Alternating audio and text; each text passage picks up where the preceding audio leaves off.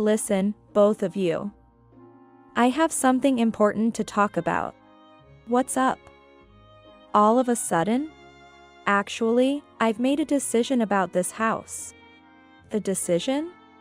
Despite feeling bewildered that a decision was being made about our house without their input, I waited for Lisa's words. I've decided to give this house to your sister and her husband. What? Matt was arguing hard against the decision made by his parents and his sister and her husband. But listening to them, I felt that all the efforts we had made to maintain a good relationship with them were in vain. Then, maybe we should consider moving out.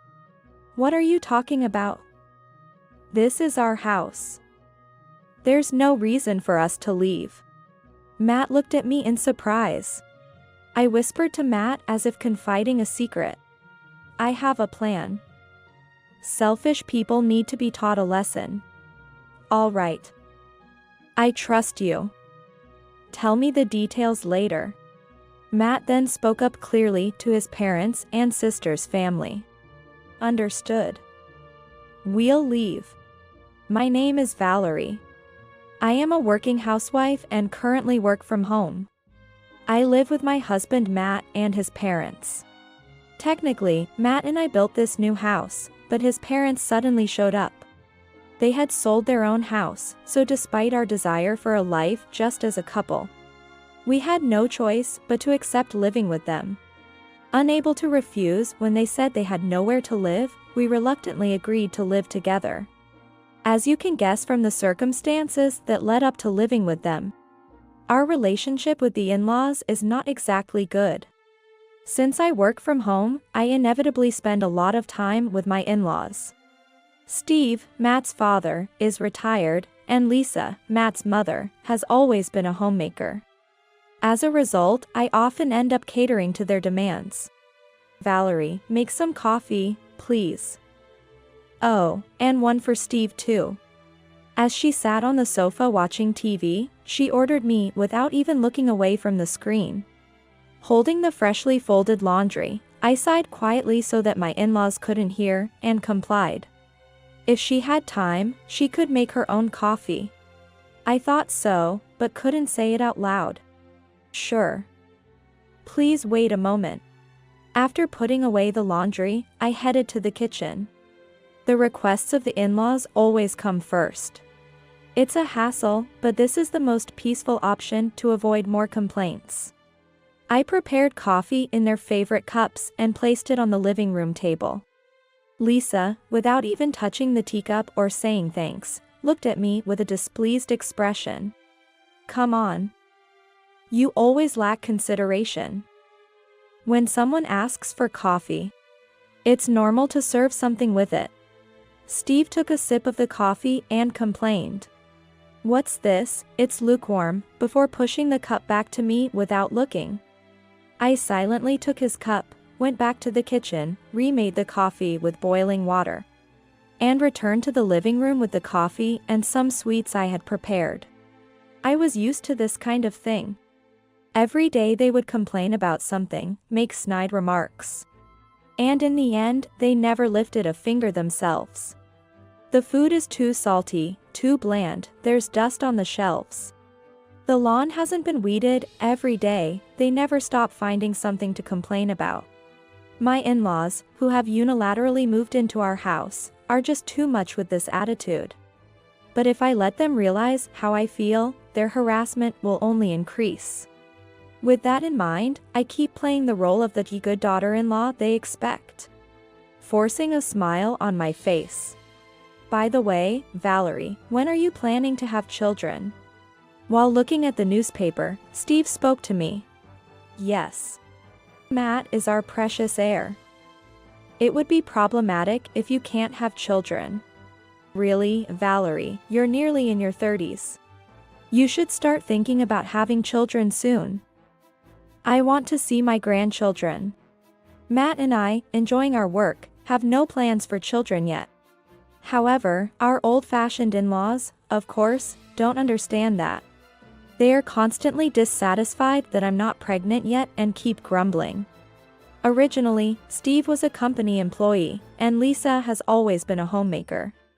I wonder what they expect Matt to inherit. Thankfully, Matt shares my modern views. Children are a blessing from heaven. I've been able to fend off their attacks recently with this line. Even if we explained our thoughts to our in-laws, it wouldn't resonate with them. So, stating the obvious would be pointless. Honestly. You're too relaxed. Maybe you can't have children. Have you considered getting checked at a hospital? Ignoring Lisa's remarks, I went to the washroom to pick up the next batch of laundry to wash. One weekday afternoon, an unwelcome guest arrived at our house. It was Matt's sister, Claire. I wasn't very fond of her either. Hi there. I just dropped by. Hi, Dad, Mom. Nice to see you, Claire. Make yourself at home. Let me be clear, this is Matt's and my house. I feel nothing but stress from my in-laws, who act as if this is their own house. And from Claire, who behaves as if she's visiting her parents' home. Oh, Valerie, you're here. Hi. Having finally noticed me, Claire greeted me carelessly. I smiled and said, "Please, make yourself comfortable," and quickly began preparing coffee. Of course, Claire is not on my side. Nevertheless, with a work deadline looming, I couldn't spend all my time on housework. I prepared tea and sweets, then told the three of them that I would be working in my room. They always find something to ask for and make snide comments. What's with that? Are you using work as an excuse to avoid spending time with us? But really, your work is just playing on the computer, right? Work means working outside, you know. They don't understand remote work and, as expected, complained. At first, I tried to explain, but soon realized it was futile as they never intended to understand my work.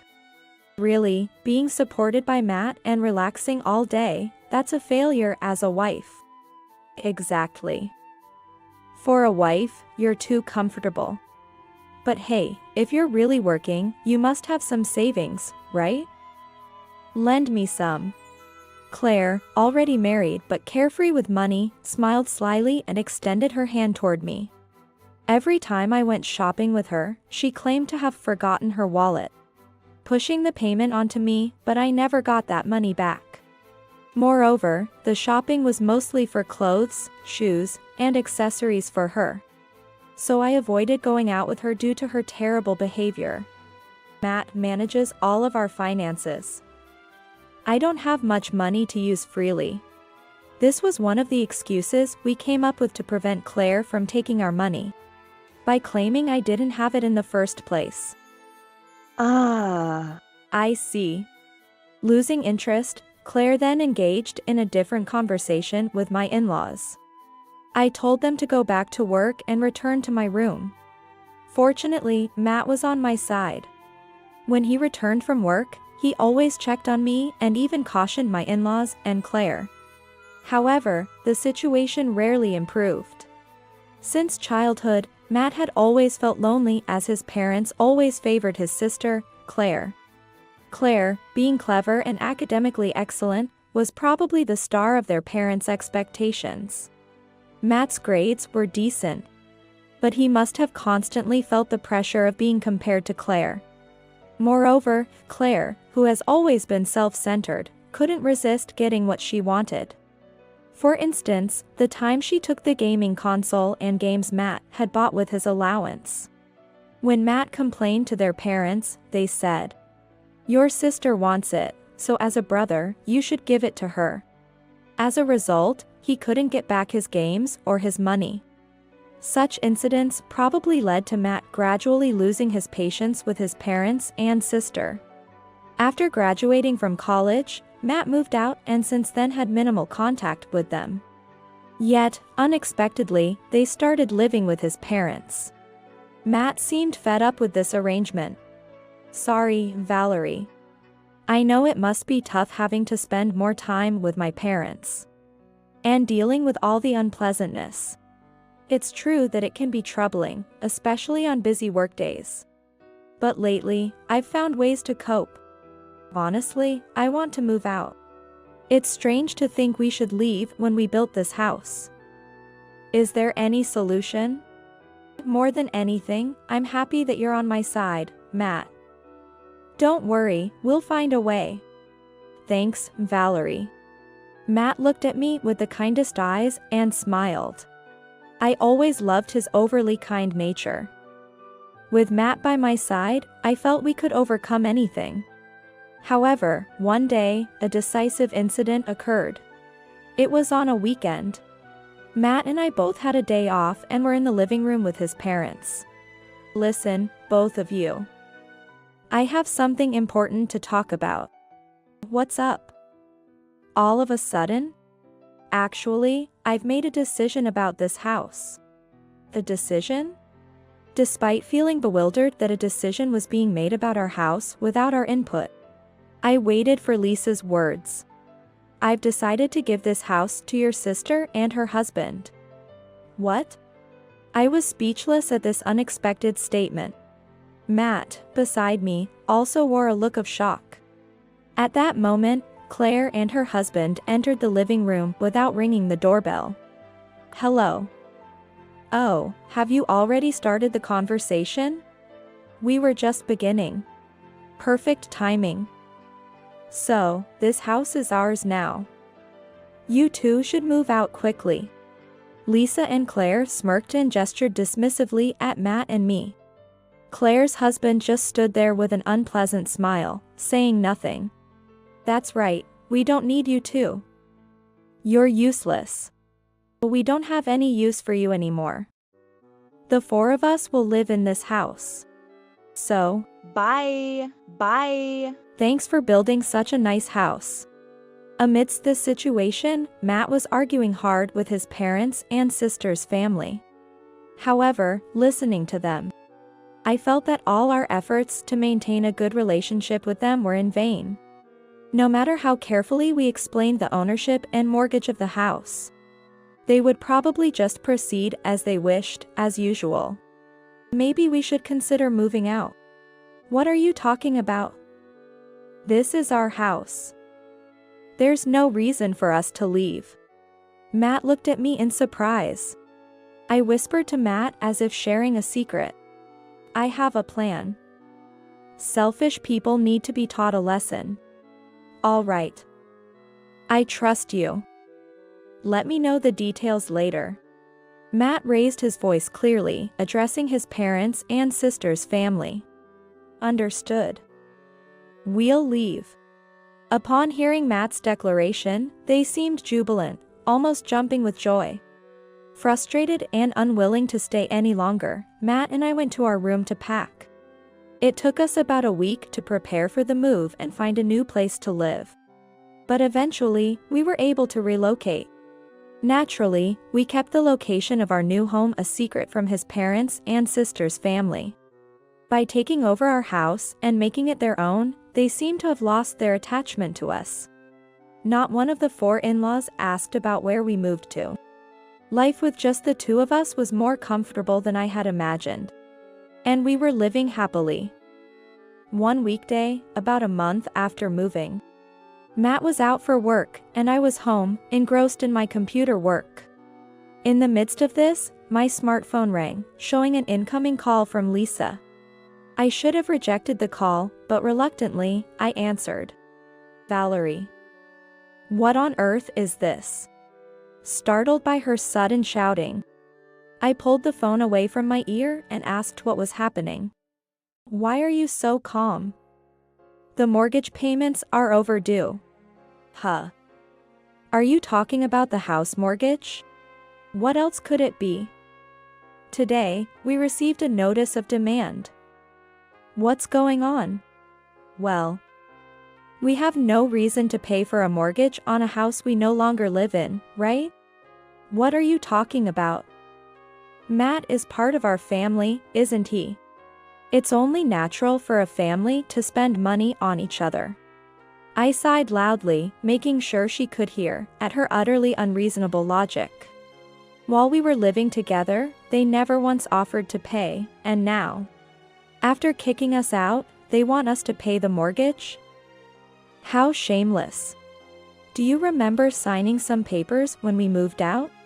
Matt asked for it, so Steve signed. I don't know the details. Those were the documents for transferring the ownership of the house. What? Her voice of surprise came through the phone. She was probably shaking in shock, as I had unexpectedly turned against them, who had always seen me as compliant. The composure in her voice was completely gone. We were forced out of our house, so it makes no sense not to change the ownership. Naturally, with the change in ownership, we're no longer responsible for the mortgage. This is deceitful. Unforgivable. Do you enjoy demeaning us like this? You're such a horrible daughter-in-law. Even if she accused us of deception, it was their own fault for irresponsibly signing without understanding the documents. But, as always, they wouldn't listen to reason. I had no intention of appeasing them any longer. Absolutely unyielding. The method to make my selfish in-laws suffer, which I had shared with Matt the day we decided to move, was simple and clear. No financial assistance whatsoever. Steve was retired, so he had no income source, only a pension at most. Lisa, a homemaker, was in the same situation. Claire's husband worked as an office worker, but Claire herself was a part-timer, supporting the living expenses for 4 adults. And the mortgage for that house solely on Claire's husband's income would be extremely difficult. Matt and I, being double income, had some leeway. Anyway, the mortgage payment is not our responsibility. The ownership is in your husband's name, so please handle it accordingly. Wait, Valerie. The conversation isn't over yet. I have said all I need to. Goodbye. Lisa was still ranting, but I hung up the call. After that, she called repeatedly, but I decided to ignore all the calls. I wondered if Matt had received any calls from them as well. Really, what a troublesome in-law family. Annoyed, I returned to my work. About 2 weeks after the sudden call from Lisa, on a weekend, Matt and I were spending a relaxing day off.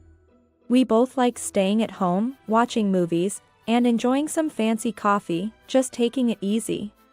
However, our peaceful time was disrupted by a phone call. Matt's smartphone rang. It was a call from his sister, Claire. Matt seemed irritated but decided to answer. He put the phone on speaker mode, and I listened in. Yes? Finally, you answer. How could you ignore me, Matt? I'm busy. What do you want? Well, actually, could you lend me some money?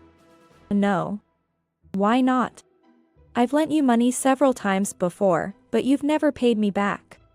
Do you think it's reasonable to lend more money to someone like that? Claire was momentarily speechless. She had never directly asked Matt for money. It was always me she approached. Claire seemed confused about how Matt knew this fact. Thought you could keep it a secret?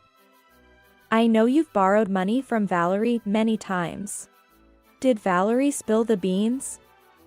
What a deceitful woman. How can you say that? It's all your own doing. Besides, this isn't the time to blame others. How dare you talk like that to me, Matt? How rude. It's hard to believe that's coming from someone asking for a favor. I'm hanging up now. Wait. I'm sorry, don't hang up. You should think more before you speak. So, why do you need money? I could almost see Claire's frustrated expression. It was rare for her to apologize to Matt, especially since she would never do so even when she was wrong. It seemed like she was in a really tough situation. Claire answered Matt's question in a faint voice. Didn't Mom tell you? We're struggling to pay the house mortgage. If this continues, we'll have nowhere to live. Please help. I'm begging you. I see. Just, I see? You should be more concerned. Your family is in trouble. What do you think, Valerie? Matt looked at me, asking for my opinion. Claire probably didn't understand his intention. Why are you bringing Valerie into this? Because Valerie was the one carrying the burden of that house's loan. What? Are you joking? Stop kidding around in such a situation. Claire let out a dry laugh. Matt continued with a wry smile. I'm not joking. Actually, Valerie earns much more than me. But she's always just messing around on her computer at home. She couldn't possibly have an income. I've told you before. Valerie is a designer for a famous brand. She chooses to work from home using her computer, balancing her work and household chores. I had no idea. I thought she was just a simple housewife living off your earnings. And now this. Claire seemed deeply shocked. I had previously explained to her and my in-laws about my work. Whether they didn't believe me or simply weren't interested. It appears my words didn't stick in Claire's memory. Eventually, I stopped trying to explain. But if you have money, you can continue to pay the mortgage, right? Matt asked Valerie. We're family, after all. Supporting each other is only natural. Claire's attitude had shifted back to being assertive. The financially careless Claire I always knew re-emerged. Just as I was about to retort against her bold demand, Matt finally raised his voice. I've had enough. After all the times you've made Valerie and me suffer, now you expect us to help when you're in trouble? Don't be ridiculous. Why are you getting so angry, Matt? Don't think our patience will last forever. I'm cutting off all contact. I'll block you. Stay out of our lives. Wait, blocking me? I thought you were just angry. I'm sorry, please help me. Apologizing now doesn't mean anything. You don't even understand why I'm angry. I don't want to deal with people who apologize so flippantly and stay away from Valerie. I'm ending this call. Matt ended the call immediately and blocked all contact from his parents and Claire's family.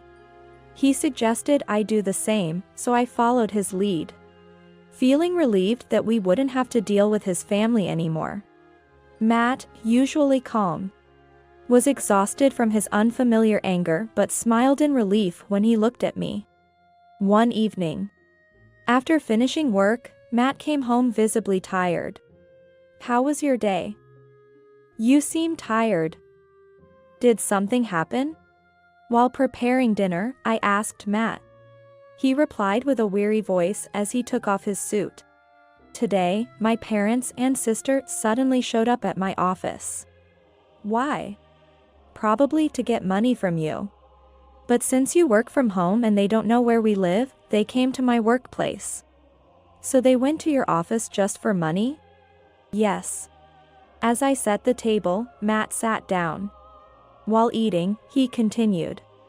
I was told there were visitors at reception. When I asked who, it was my parents and sister. I asked them to be sent away. I didn't meet them. That must have been tough. And it caused trouble for your colleagues. Then they started shouting about abandoning family and handing over money. The receptionist couldn't handle it alone, and security called the police. The company will now ensure they don't enter the premises. Police involvement is serious. But it's good that the company will handle it. Matt replied with a smile tinged with sadness. They were his family, after all. His feelings must be more complicated than I could imagine.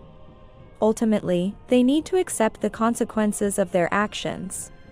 They need to reflect. What I can't forgive is them hurting you, Valerie. I was inwardly shocked by Matt's words. Despite pretending to be okay, my in-laws' words and actions deeply hurt me. But Matt cared beyond the surface words. With Matt, I feel secure. He's someone I can trust. Thank you, Matt. No, thank you. You've always been there for me. After my in-laws and Claire caused a scene at Matt's workplace, they were severely reprimanded by the police. This time they were only given a severe warning, but they were told that if they repeated such behavior, they could be arrested. Since then, they haven't appeared at his workplace again. This should give us some peace for a while, Matt said with a look of relief. He had been hearing about his family's situation through a relative. Apparently, as expected, Claire and her husband's income wasn't enough to cover the mortgage, and they ended up in debt. However, terrified by the snowballing debt, they eventually decided to sell the house. Due to Lisa's and Claire's dislike for cleaning, the house was a mess. And despite being newly built, its value significantly decreased. They couldn't repay all their debts with the sale proceeds and now live in a cheap apartment. I've asked our relatives not to pass on any information about us. Everyone seems fed up with them and unwilling to help. That's for the best. I don't want anything to do with them anymore. Yeah, I feel the same. In fact, our new home is in a high-rise apartment building. We haven't told my in-law family our address, but we chose a place with strict security to prepare for any unexpected situation.